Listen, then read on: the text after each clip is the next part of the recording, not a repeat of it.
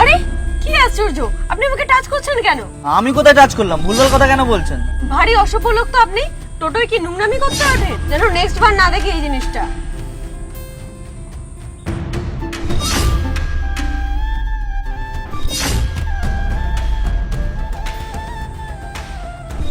আরে এটা কি হচ্ছেটা কি?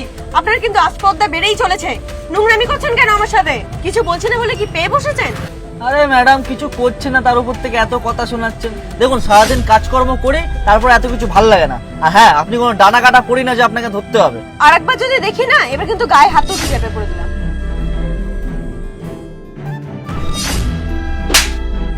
অনেকক্ষণ ধরে দেখে যাচ্ছি, অতিরিক্ত বাড়াবাড়ি করছিস তুই এবার। দেখেছেন দিদি, সেই থেকে অসভ্যতামি করছে, টোটোয় ওঠে এইসব করতে। ঠিকই তো বলেছে, আমি তখন থেকে নোটিস করছি, তুমি তখন থেকে ওর টাচ করছো। তোমার বাড়িতে কি মা বোন নেই নাকি? এইভাবে মেয়েদেরকে হ্যারাস করতে টোটোতে আসো? লজ্জা করে না? আরে ম্যাডাম, এটা দেখতে পেলেন না, উনি আমাকে চড় মারলো।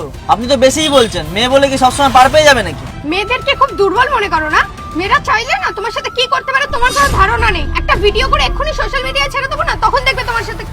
দিদি ছেড়ে দিন, আমার জন্য বেগের বেগে ঝামেলা করতে হবে না। দাদা আপনি এখানেই দাঁড় করে দিন, আমি এখানেই নেমে যাব। এরপর কি হয় সেটা দেখার আগে মায়ের কাছে 5 টাকা চাইলে 10 টাকা দেয়, একটা রুটি চাইলে 2টা রুটি দেয়। সে মাকে যদি ভালোবেসে থাকো তাহলে ভিডিওটিকে লাইক দিয়ে চ্যানেলটিকে সাবস্ক্রাইব করে কমেন্টে মা লিখে দাও।